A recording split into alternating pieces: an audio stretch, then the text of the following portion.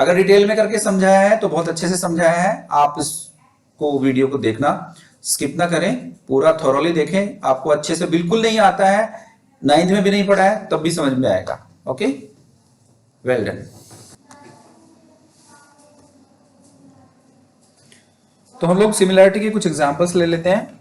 Examples बड़े ही easy से हैं, जो हमारी बुक में दिए हुए हैं, पेज नंबर 121 पे ही हम बात कर लेते हैं एनसीईआरटी में। सो पहला एग्जांपल ये है कि ये बताना है कि ये जो हमारे सामने हमें दिए गए हैं फिगर, आर दे सिमिलर। देख लेते हैं सिमिलैरिटी की क्या है, परिभाषा क्या है सिमिलैरिटी की। आपको ये बताया गया था कि सारे एंगल, कोरस्पॉन्डिंग एंगल जो है वो सेम होने चाहिए। देखो ये 85 है, ये भी 85 है। ओके डन भाई, ठीक है। 70 ओके भाई। 105 105, 100, ठीक है, सारे सिमिलर हैं, कोई दिक्कत नहीं, कोई दिक्कत नहीं। तो अब हमें इनकी साइड्स की रेशो देखनी होगी।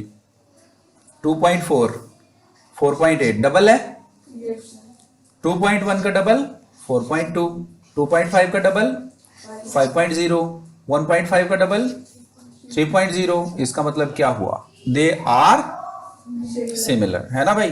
तो हम सिमिलर का क्या है साइन, कॉन्ग्रुएंसी का साइन तो ये था, और सिमिलरिटी का क्या है, बस ये वाला है ना, टिल्ड साइन बोलते हैं इसके नीचे ये कुछ नहीं आएगा, बस यही वाला क्या है, सिमिलरिटी का सिंबल है। चलो आगे बढ़ते हैं, ये वाली जरा देख लेते हैं, ये सिमिलर है कि नहीं। कैसे, 3.5 ओके, 3 नहीं, सेम रेशो में ही नहीं है। अगर सेम रेशो में नहीं है तो हम सीधी सीधी बात कर देंगे कि ये सिमिलर नहीं है, ये सिमिलर नहीं है। ओके, सो नेक्स्ट देख लेते हैं, अब ये सिमिलर है कि नहीं। हाँ जी, यहां आते हैं, आप देखो जरा, are they looking same, not looking like same, not looking like same. तो क्या सिमिलर हो सकती हैं,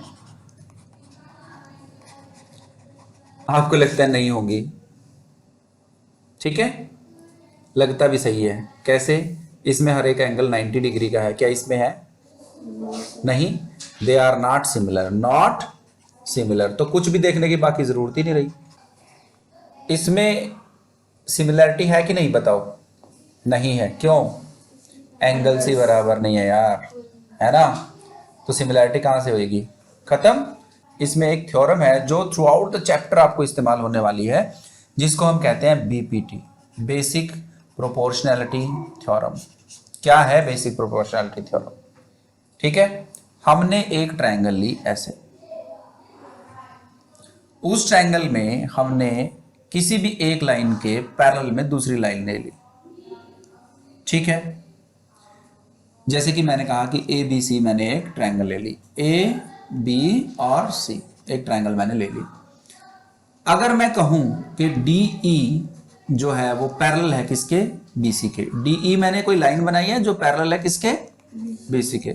अगर ये आपस में पैरेलल हैं तो ratio A D by D B will be equal to A E by E C. ये बीपीटी कहती है ना। आपको पहले पता करना होगा कि क्या कहती है ये थ्योरम, क्या कहती है ये थ्योरम, क्या कहती है ना, गाना बना लो। ये कहती है कि जब डी ई बी सी के पैरेलल है तो ये जो साइड्स की रेशियो है they are same, sides are in same ratio. Okay, line to line पढ़ना चाहो आराम से बैठ के पढ़ना, है कि नहीं। नेक्स्ट, अब इसके लिए, इसको प्रूव करने के लिए आपको क्या चीजों की जरूरत है उस पर हम बात करते हैं। इस ट्रायंगल का एरिया बता दो, इस वाली ट्रायंगल का एरिया बता दो। आप सिंपल सी बात कहोगे, सर हमने यहाँ से एक परपेंडिकुलर डाल लिया, फिर हम कहेंगे 1/2 इंटू बेस, है ना, इंटू हाइट। लो हो गया सर फॉर्मूला, है कि नहीं। ए बी सी ये है और डी आपने ये परपेंडिकुलर बनाया है, ठीक है, इसका आपने बता दिया, हाँ जी 1/2 इंटू बेस इंटू हाइट होता है, यस नो। अब मैं कहूं कि आपके पास एक ऐसी टेढ़ी मेढ़ी ट्रायंगल है, कैसी, ऐसी, जो खुद में ही लेटी हुई है, ठीक है, ये लो, बड़ी लेटू टाइप की है। हम क्या करेंगे, हम बेस इनटू हाइट जो लिया है, यहाँ पे एक खास बात है कि ये हाइट किस चीज की है, ये हाइट असल में इस पूरी ट्रायंगल की है। Yes no? सो ये जो है हमने एक पैरेलल लाइन, यहाँ पे जो बेस है उसके पैरेलल में हमने एक लाइन लगाई ऊपर, और इस हाइट को हमने काउंट किया h। तो इस ट्रायंगल का एरिया जो एबीसी का है, ये ध्यान से देख लो, ध्यान से देख लो। हम लोगों को ये पता है कि ये परपेंडिकुलर लाइन खींचनी है। क्यों होता है परपेंडिकुलर? परपेंडिकुलर क्यों होता है ये इसलिए होता है भैया कि आप यहां से एग्जैक्ट इसका डिस्टेंस जांच सको, because perpendicular distance is the minimum distance between two lines. अगर आपने ये दो लाइनें ली हैं, आप यहाँ पे परपेंडिकुलर लाइन खींच रहे हो, तो ये मिनिमम डिस्टेंस है। क्योंकि अगर आप कोई लाइन इनके बीच में खींचोगे, और ऐसे भी खींच सकते हो, ठीक है, आपको एग्जैक्ट हाइट लेनी है तो इसकी क्या करोगे, परपेंडिकुलर लोगे, तो क्या लेंगे इसको 1/2 into base BC into height H। समझ में आया? देखो यार, ऐसा जरूरी नहीं है कि ये हमेशा ऐसे ही मिलेगी। हो सकता है मैं इसको, ये वाली जो मेरी ट्रायंगल मैंने ली थी यहाँ पे, कैसे, ये जो ऐसे मेरी ट्रायंगल थी, मेरे को ख्याल आया कि मैं इसको घुमा भी तो सकता हूँ। कैसे मैंने इसको घुमाया, देखो जरा ध्यान से। ये मैंने ट्रायंगल ली और इस ट्रायंगल को मैंने कुछ ऐसे घुमा लिया। Very good. अब कैसे करोगे भैया, अब कैसे करोगे? है तो वही ट्रायंगल, क्या मैंने इसमें कुछ बदल दिया? नहीं तो अब कैसे करोगे? अब तो सर सिंपल सी बात होगी हमारे लिए, है ना। देखो, अगर तो आपने इसको ऐसे घुमाया है तो ऐसे हाइट ली जाएगी, है कि नहीं? ये वाली हाइट होगी अब की बार, और बेस ये वाला हो गया, है ना। ठीक है जी, तो आपको ये शायद समझ में आ गया होगा कि किस तरह से हम इनका परपेंडिकुलर डिस्टेंस ले सकते हैं। अगर अगर अगर अगर आपने ये वाला बेस लेना है, अब जरा ध्यान से सुनना, मैंने कहा A, B और C, अगर बेस आप AB ले रहे हो, मैं कहता हूं इस ट्रायंगल का एरिया है 1/2 इंटू AB इंटू वट। आप कहोगे यार इसका मतलब क्या है? इसका मतलब तो ये है कि हमें इस लाइन के पैरेलल यहां पे एक लाइन बनानी पड़ेगी, है कि नहीं, जो इससे टच होके पॉइंट से C से जाए, और ये जो है ये हाइट कंसीडर करेंगे, है कि नहीं, H। अब मेरा क्या होगा, क्योंकि ये परपेंडिकुलर डिस्टेंस हो गया, है ना, हमें AB के पैरेलल में एक लाइन बनाई C से टच करती हुई, ये परपेंडिकुलर डिस्टेंस हो गया इसका। तो अब ये H, समझ गए? मेरे ख्याल से अच्छे से समझ में आ गया होगा ये चीज, ठीक है। तो अब हम, ये था प्री रिक्विजिट फॉर, क्या जी, ट्रायंगल लेके आपने कहा कि ये ट्रायंगल जो है मेरी ABC है, इसके पैरेलल में आपने कहा DE एक लाइन है। अब हम क्या प्रूव, अब हम दिया क्या गया है, क्या दिया गया है बताओ तो, और प्रूव क्या करना है? हाँ जी, हमें गिवन पार्ट है, गिवन लिख लेंगे थ्योरम में। गिवन पार्ट क्या है कि DE is parallel to BC, और टू प्रूव क्या है जी, AD divided by DB is equal to AE divided by. सबसे पहले हम इस ट्रायंगल के अंदर कुछ कंस्ट्रक्शन करेंगे। कैसे कैसे कंस्ट्रक्शन करेंगे? हम यहाँ पे एक लाइन मैंने ऐसे खींची, ये वाली जो AD के परपेंडिकुलर है। Yes no? Yes sir. एक लाइन मैंने यहाँ खींची जो इसके परपेंडिकुलर है, यहाँ पे ऐसे। Yes no? Yes sir. तो मैंने फिर दूसरी लाइन यहाँ पे बनाई जो ऐसे इसको कनेक्ट करती है, और एक और लाइन मैंने यहाँ बनाई जो इस तरीके से कंस्ट्रक्शन पार्ट में आ जाए। अब मैंने इन पॉइंट्स का नाम दिया, एक का M दे दिया और दूसरे पॉइंट का नाम N दे दिया। बोलो सही है? अगर मैं आपसे पूछूं कि मेरे पास ये ट्रायंगल्स हैं, कौन सी, ADE, तो उसका एरिया क्या होगा? एरिया ऑफ ट्रायंगल ADE क्या होना चाहिए बताइए तो? 1/2 into base AD into height कौन सी है अब? परपेंडिकुलर डिस्टेंस कौन सी? EM या ME, जो भी आप लिखना चाहो। फिर से मैं कहूं कि triangle, area of triangle, area again मैं लिख रहा हूं area of triangle ADE is equal to 1/2 into base अब की बार AE को मान रहा हूं एंड इंटू हाइट कौन सी? DN है ना जी, DN। ये आपको शायद समझ में आ रहा होगा कि मैंने अभी प्रीरिक्विजिट, अगर आपने नहीं देखा है तो प्रीरिक्विजिट इसका देख के चले। ओके जी। नेक्स्ट मैं कहूं कि D और E अगर parallel, DE is parallel to BC, ये तो दिया है ना, तो इसके नीचे जो भी ट्रायंगल्स आएंगी इनका एरिया आपस में बराबर होगा, यस नो? तो कौन कौन सी ट्रायंगल है इसके नीचे?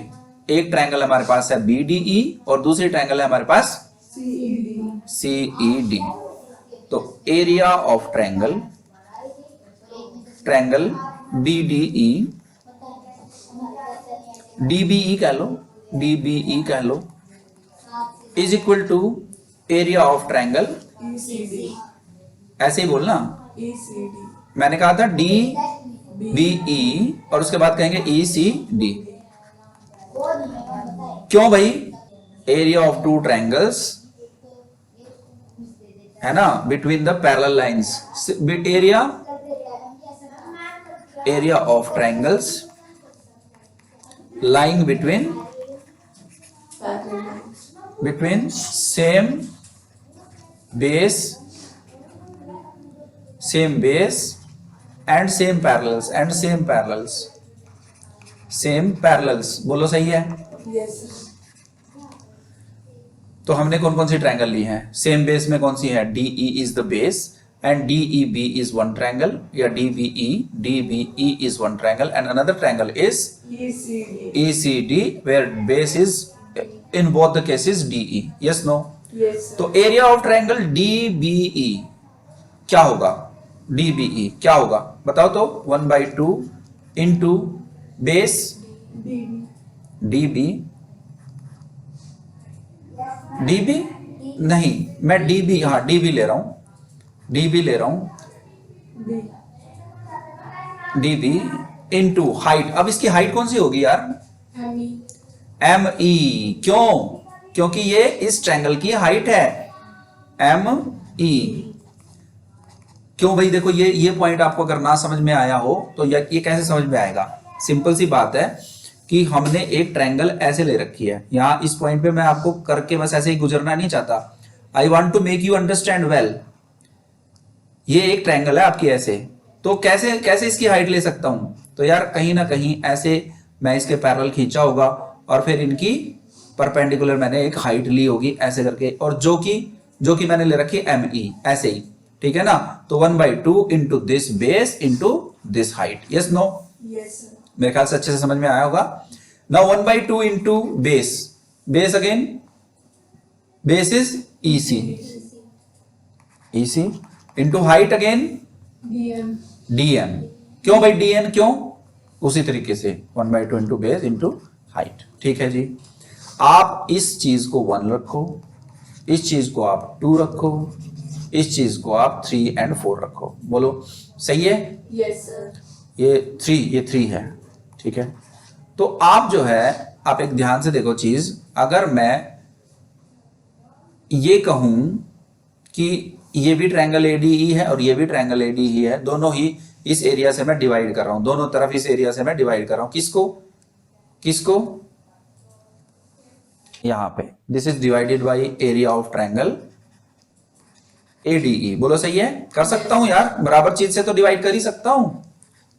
और इधर में भी मैं लिख देता हूं एरिया ऑफ ट्रायंगल ADE।